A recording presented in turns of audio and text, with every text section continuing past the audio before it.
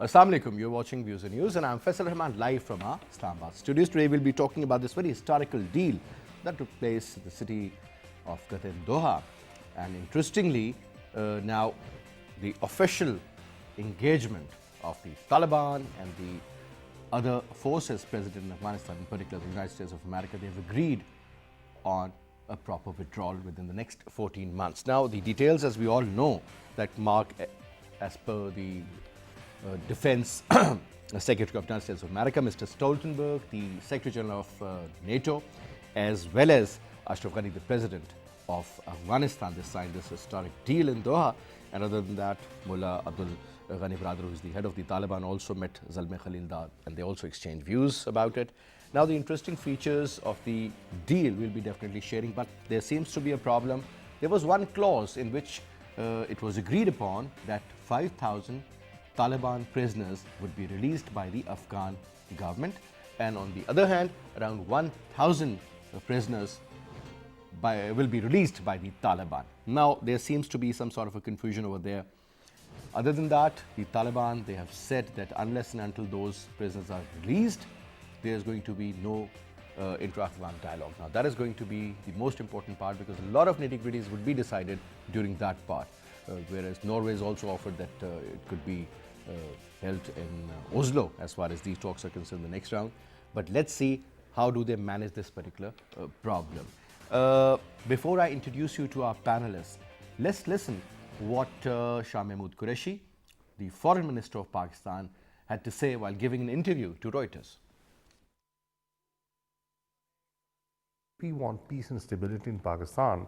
We feel that there's a direct linkage between peace in Afghanistan and peace in Pakistan. We convinced the Taliban to sit with them and negotiate a way forward and to put together a authoritative delegation, a delegation that has the capacity to implement what they agree upon. An early exchange of prisoners would set the ball rolling, will maintain the momentum. That will be a useful CBM for both sides. Good optics, reassurance to people on both sides. They have not stuck in the past and they're looking at the future. The United States is, planning to, withdraw, from Afghanistan. And we will always remain neighbors. So a direct approach should be given preference. That was our Foreign Minister, Shah Mahmood Qureshi. In fact, he said that one of the most important part of this deal is about the implementation. Now, there seems to be a problem regarding the confidence building measures also. There's a lot of trust deficit between the two countries and also among various other important players, I would say, who are holding some interesting conversation these days regarding this particular deal. Other than that, it was also mentioned that regarding Pakistan and Afghanistan, there was this statement by the President of Afghanistan where he stated very categorically that USA should be involved, a third party primarily, whereas the stance of Pakistan was very clear that if there is an issue, if there is any problem, Pakistan and Afghanistan should take care of that. To talk about this, we have with us in our studio. Let me introduce you to our panelist. On my right is Ambassador Shahid M.G. Kyani Saab, former senior diplomat. Sir, thank you very much. And we have with us Air Vice Marshal retired Ikramullah Bhatti Saab, who is a senior defense analyst. Sir, thank you very much for your participation. And we are also joined in through Skype from United States of America, Mr. Imran Jan, who is a senior journalist. Thank you very much, Imran Jan, for your time as well. Ambassador, first of all, sir, a quick review of this peace deal, sir. 14 months time period or the time frame they've set for the complete withdrawal, exchange of prisoners, no more attacks on any of the United States, either their forces or the allied forces, so and so forth. And then the Taliban, I think this was a historical deal where Mullah Abdul Ghani brother, who was held captive in Pakistan for about 8 years and was released in 2018. And this is the same man who is heading the delegation now. Your take on the role of Pakistan in particular, sir? First of all, Pakistan in the last 40 years, please remember, this mayhem started in 1979 after the Soviet invasion of Afghanistan. The things, deteriorated further after 9/11. But people of Pakistan have suffered. I will start in priority. The people of Afghanistan have suffered. They need peace within the country and on their borders. Then secondly, Pakistan has suffered. The third country to suffer relatively, because they had also housed refugees, is Iran. Other than that, I do not think any other country has suffered as much as, I said, again, Afghanistan and Pakistan. We have heaved a sigh of relief that finally something is there in black and white for both the warring parties, that is United States, which is an occupying power, and the Taliban, which has been, and we have been discussing it on this table for a very long time, that they are a very important stakeholder. And for the first time, what has happened is that the United States has recognized, they were fighting with them for the last 18 years. They recognized that, yes, Taliban is a force with which they have to come to terms. And, keeping the Afghan government out was in my opinion, very practical, because a substantial part of the Afghan territory is being controlled either, somehow they control that area. So it's very important, first of all, to bring them on the table, negotiate, and then go further. You were talked about, so this is very important, and I would like to just invite your attention to what our foreign minister said, and very important thing foreign minister said. If you recall, there was a press conference by the Defense Secretary Espen and NATO Secretary General and President Ghani, in which now our foreign minister has corrected him, and very rightly he said that we don't need United States to be the mediator between Afghanistan and Pakistan. Afghanistan and Pakistan are neighbors. Two independent neighbors. Are neighbors. We have been in talks with the Afghan government, both political and military leadership, for the last many years. So we don't need any mediator. And the Afghan government, headed by President Ghani, should heed our advice. They have any issues, come on the table and we can talk. They shouldn't bring any contentious issues. Other issues which are normal to neighboring countries we are ready to talk to them. So this is very, very important. Regarding the release of the prisoners of war of both Taliban and the Afghan government, this is extremely important. But I am quite surprised at President Ghani saying that, you see, he in fact backed out. Backed out. When he hardly has a choice. First of all, let me say to you, sir, I foresee an election. It could lead to extreme repercussions. First of all, also, I see elections in Afghanistan in the next maybe 1 year or 1.5 years. I don't think President Ghani will be there for another 5 years. I'll tell you why. A practical thing. If Taliban are the stakeholders with the Americans have signed an agreement, and after 14 months the Americans will withdraw, this will be the time in which the Intra Afghan talks will take place. And one of the most important things would be how the new dispensation will be, meaning what type of government will be. And there. he has got a lot of opposition, not only from Dostum or for that matter.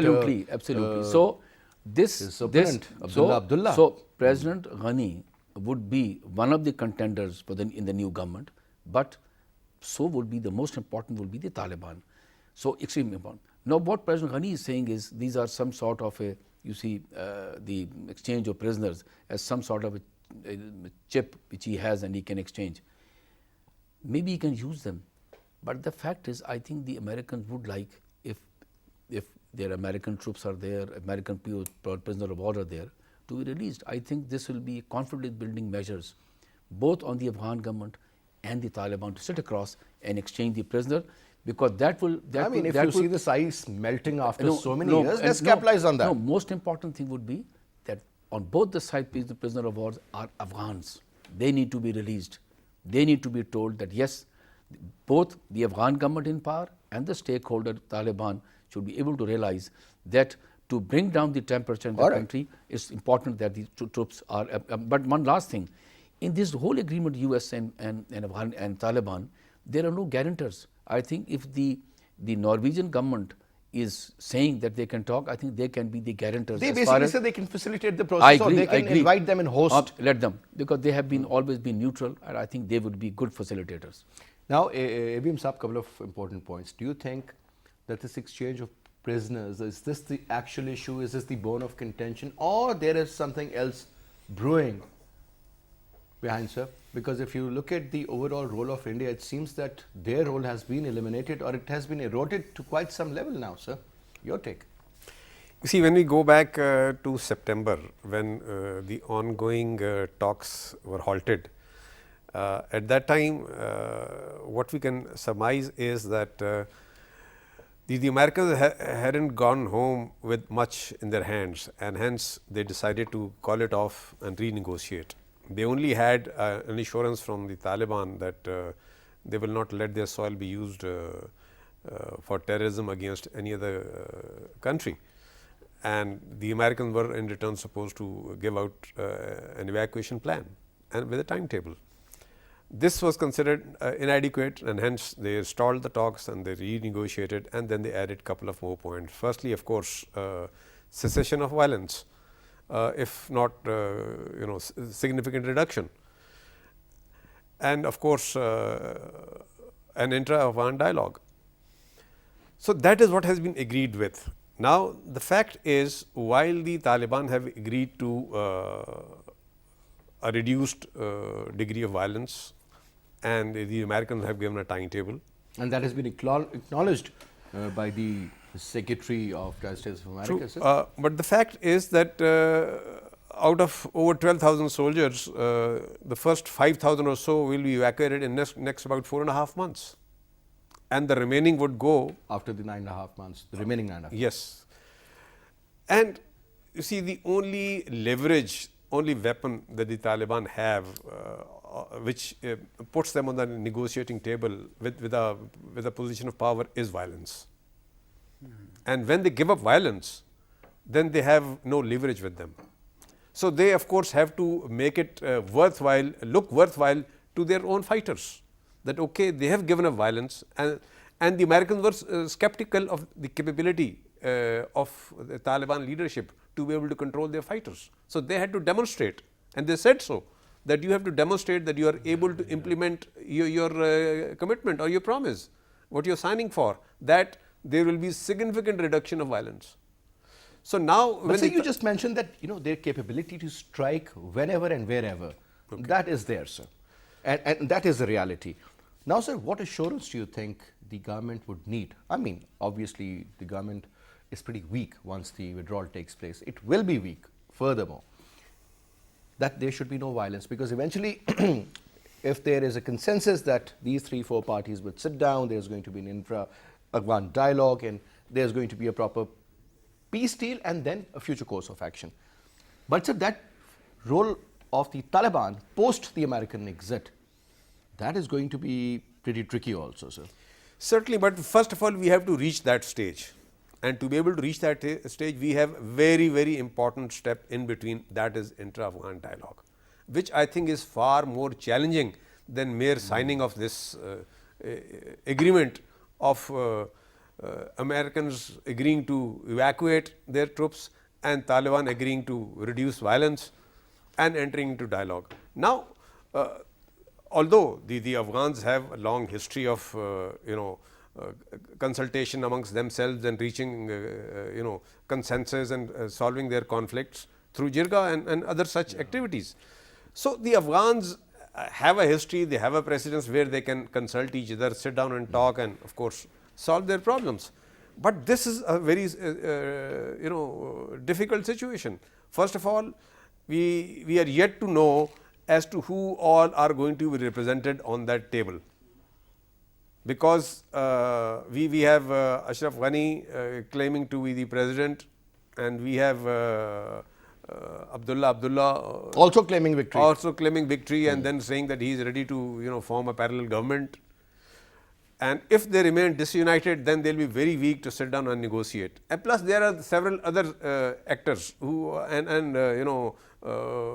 players in the area who would be required But to sir, sit on the table. If Abdullah is able to get almost 50% of the votes, sir, don't you think he is also a genuine stakeholder? He should also be made a part of the process, and also, I mean, points should be taken from him also. Certainly, Why not? he has to be there. But He served as a foreign minister. But if he is Abdullah, sir. you see, out of the entire population, we see that the turnout was about 18% or so, Around 20%. That's nothing. and And out of which 300,000 votes were considered bogus Yes. by one of the political parties. and Abdullah got about 8% or so. So with 8% of vote, he is in a far weaker position to sit and negotiate and get his points considered seriously and agreed to. Whereas if they were together, they'll be in a far better position to But deal. they have their own differences, sir. That is another problem. But that is where their wisdom would come in. And I think that is where the Americans should also intervene and Certainly. put some pressure. And I'm Certainly. sure, sir, if they have been able to take this entire process to this level where the Taliban, they've agreed to sign a deal, I think Intra Afghan dialogue is the most important part. And just because of these 5,000 prisoners issue, it should not be sabotaged. Of sir. course, actually, the prisoner issue is the first challenge. Yeah.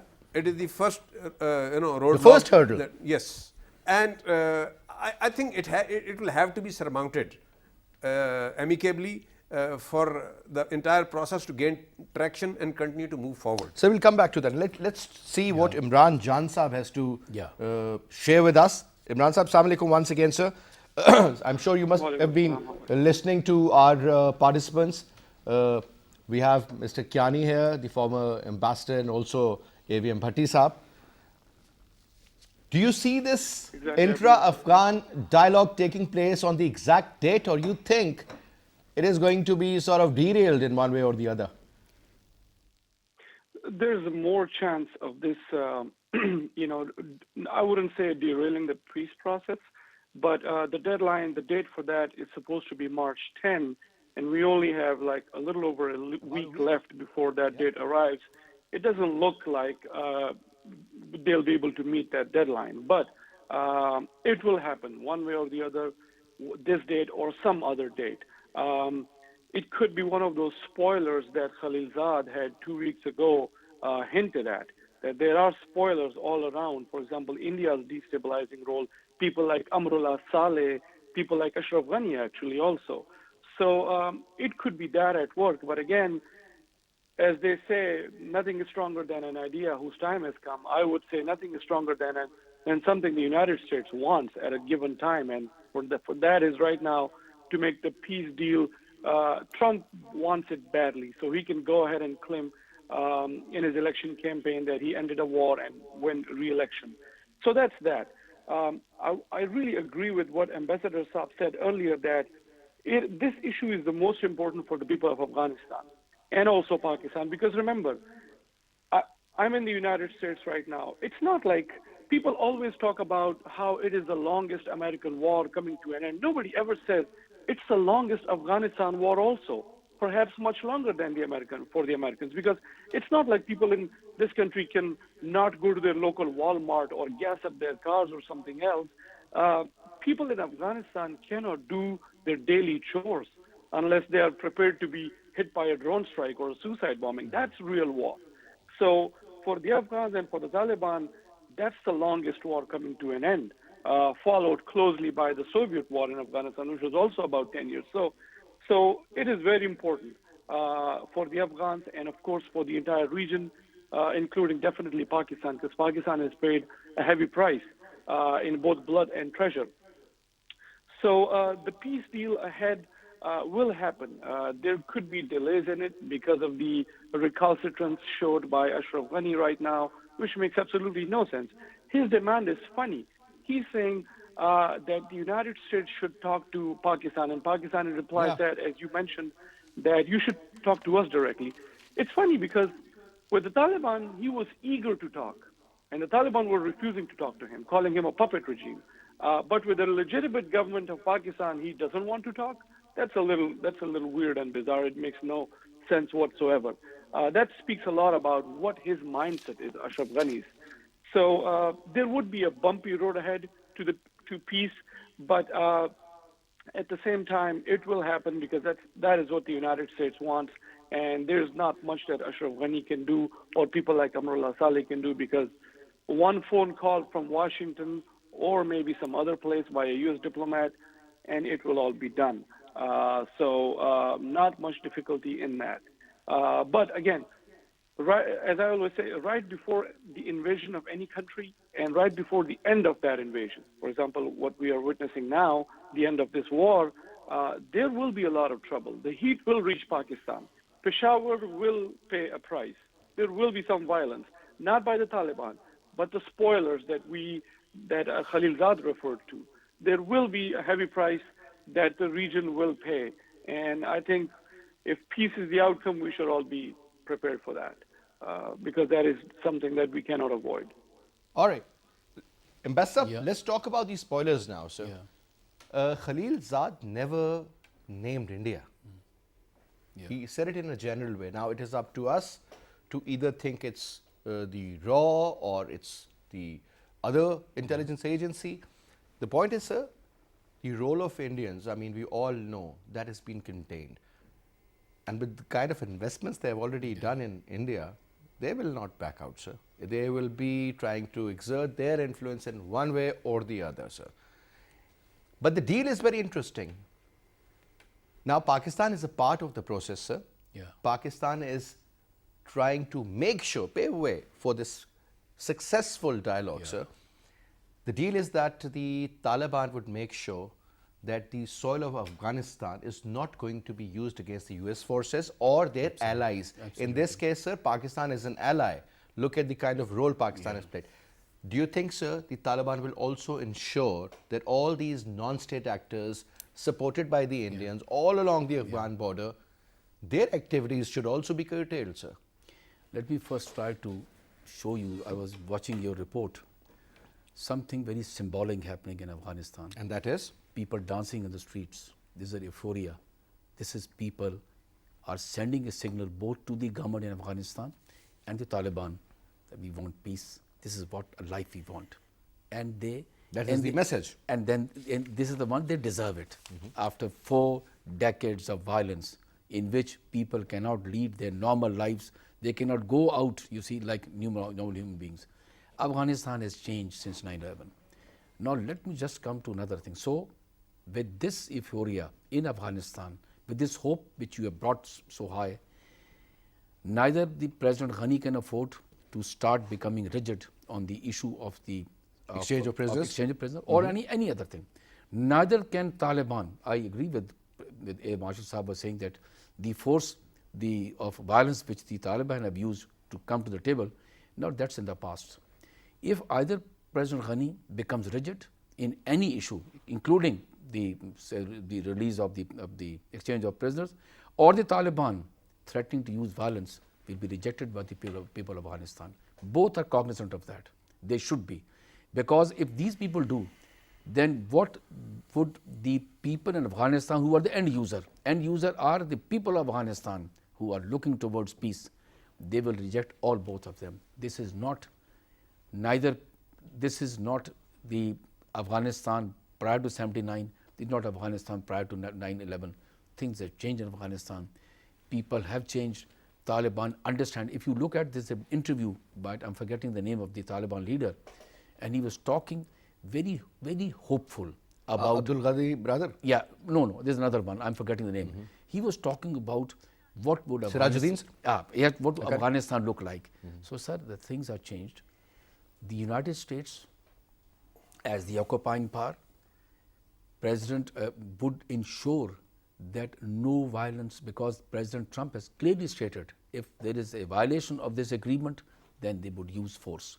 I think both understand, the Americans understand, the Taliban understand that they have to they have to abide by the agreement, and President Ghani, I tell you, is in no position to bargain. What sort of an influence the Indians have over the now, president? now I would tend to say, I have been saying that in any discussion between Pakistan and India, whenever the peace talks are revived, it will be extremely important because the elephant in the room is Afghanistan. Pakistan, Afghan and the Indian government will have to talk as to how to deal with Afghanistan. Because I'm being very honest, I know there are other spoilers like IS and other forces which are, have taken advantage while this Afghanistan remain in turmoil. I think Indians should now understand that they cannot rock the boat, they cannot, spoil this agreement which ensures Their agencies, they have invested there. Why would they go out? No, then This is their agenda. my own take is, I think the Indians understand that what kind of treatment that the Taliban will mete out to them, I'm telling you. And President Ghani, who has been listening to maybe other forces and outside, I think also understands the limitations. Messages have clearly gone from the Americans and from Pakistan that enough is enough. Because Pakistan, as I said, after the Afghans, we have suffered the most. So we will also, this is the foreign minister's press conference was very crucial and important. He has already sent the message. And the Indians should understand. As far as the investment is concerned in Afghanistan, let that investment be there. Nobody is going to undermine the investment. But if they try to rock the boat, I think they have read the, as they say, the tea leaves very badly. AVM Saab, it is generally believed that the influence of the Indians, that is there. Whether you talk to their students, they'll be listening to Indian music, they'll be dancing on the Indian tunes, the movies are being played there from India. Overall, it's not the cultural invasion, but yes, the influence has increased over the time, sir. Whereas when we talk about Pakistan, I think that has reduced. Iran has its own role to play, sir. You can't keep them aside. So these three factors, sir, do you think that is going to be damaging as well? Because in one way or the other, there is going to be a proxy war.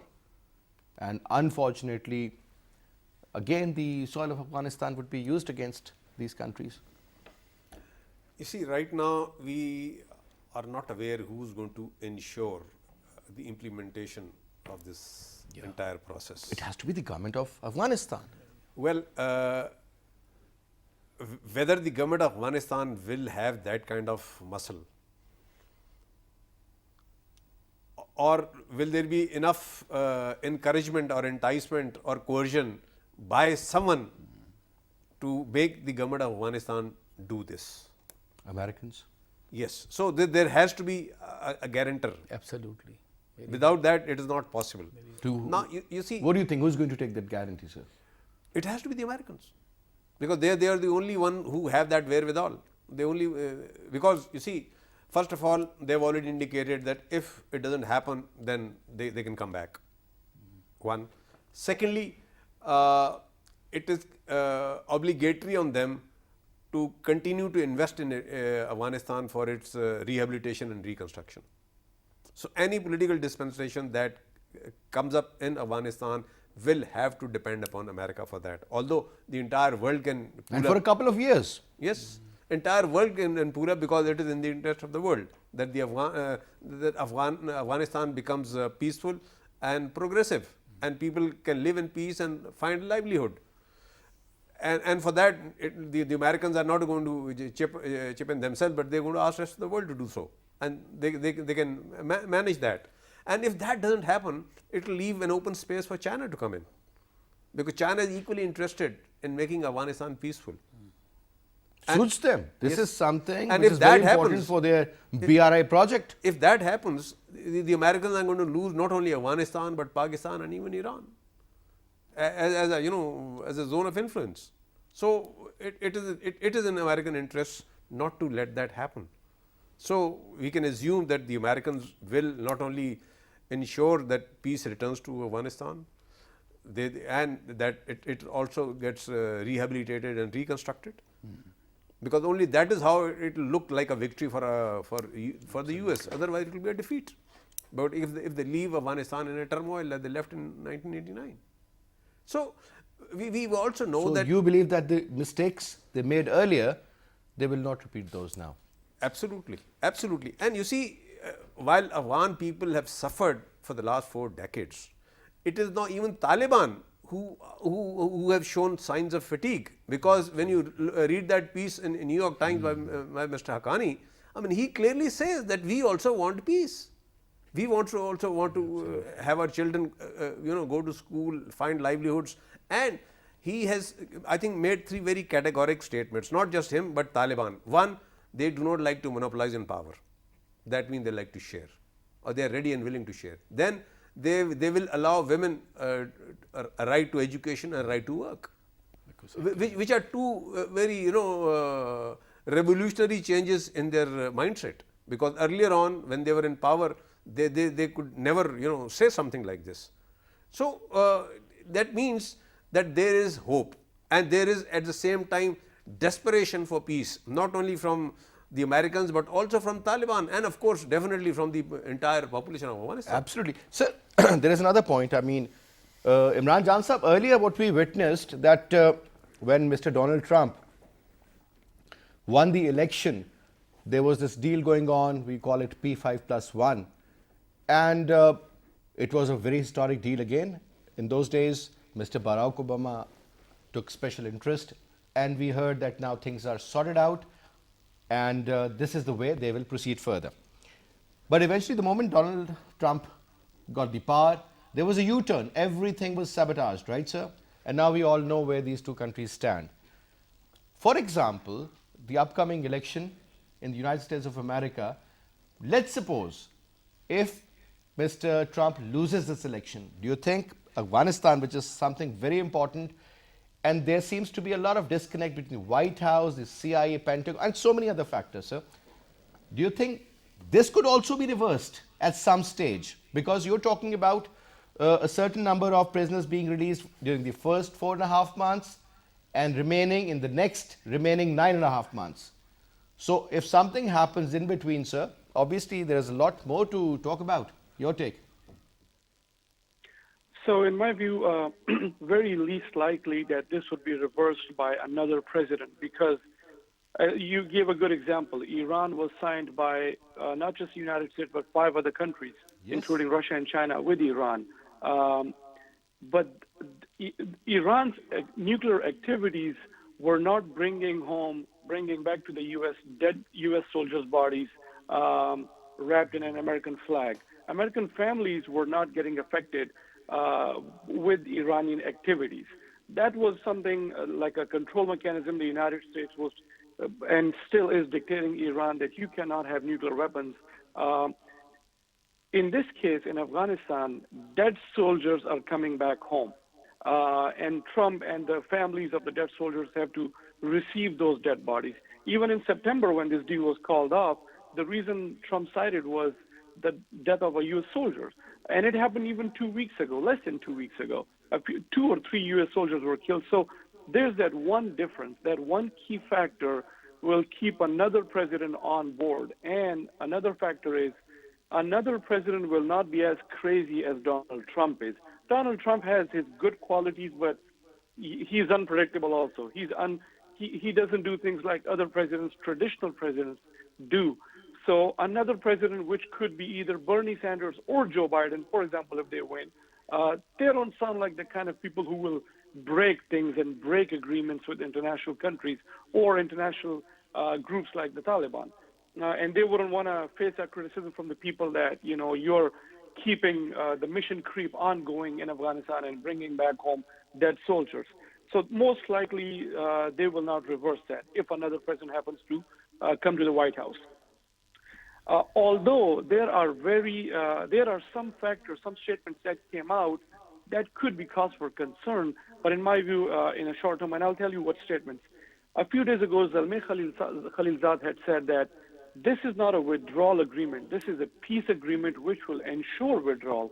And I completely agree with it, because remember, as I said earlier, it's an illusion of peace created, peace light, if you will, for this short time, so that the withdrawal can happen, and then whatever happens in Afghanistan afterwards, nobody cares, just like before.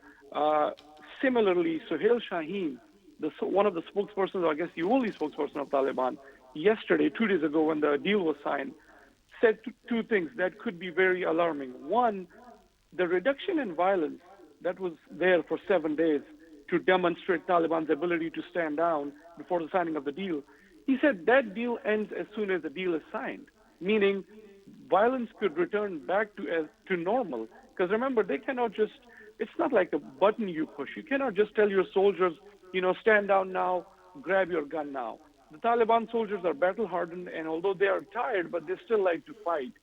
So that's one statement. Another statement which could have consequences was also by Suhail Shaheen. He said the quid pro quo that the Americans demand in that deal from the Taliban is that you should not allow your land, your soil, to be used by any foreign terror group to plan and execute attacks against the United States.